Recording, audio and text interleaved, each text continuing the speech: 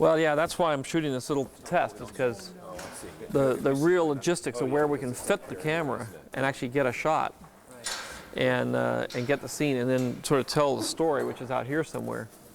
It was amazing when George presented Phantom Menace to us. The idea that we could even do it in time or even do it at all seemed pretty much impossible. But we all just focused on it and just said, okay, let's do this, and divided the show up. The work was always conceived from the beginning to not so much do synthetic CG backgrounds, but to try to have those all be real, real locations, real miniatures that we could do some work on. But the CG was used for the characters and for the compositing. And that's, I think, was really a good way to go, because at that time we didn't really have the tools to make landscapes and all look very real. And any time, I still feel this, any time that you can start with something real, you should use it, because it forces the work up to that level.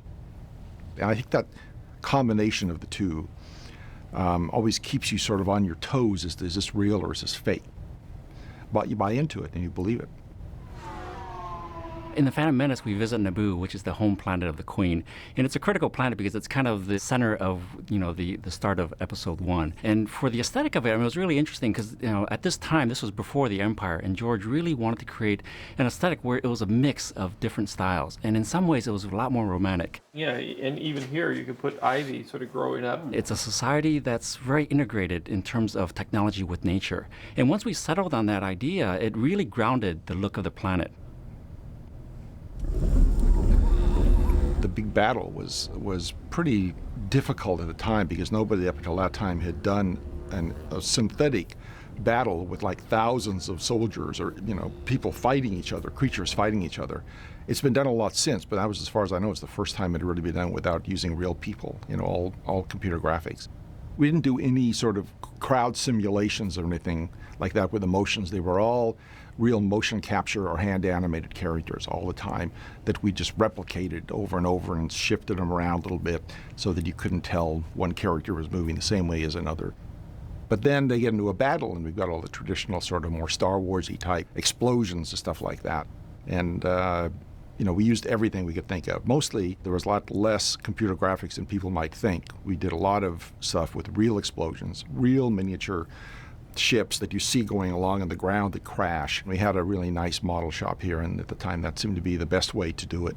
And I still think it was, because it looks pretty good.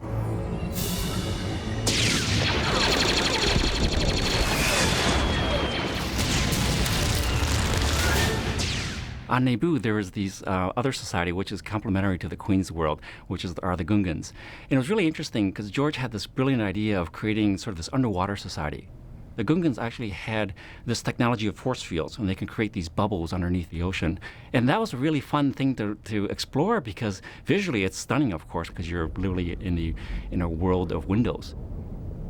One of the wonderful challenges that George kind of laid on all of us was, okay, we're going to create something visually stunning, but he also wanted to really lay down the foundation that it had to look believable. It had to have logic and in a sense that, no, this world really could exist. It really has to do with when you see the cut sequence. He's way down at the end of the tunnel. It's real tiny. Yeah. And you have to sort of say, oh, monster.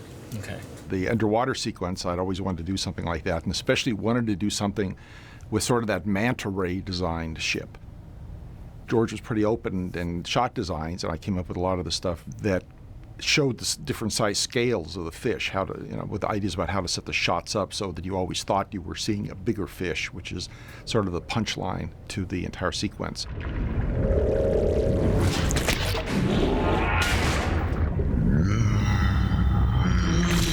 When I first saw the finished film, I was really thrilled. I mean, it was in many ways what we saw in our mind's eye come to life. I spent, literally years working on the planet itself, trying to design the aesthetic for it.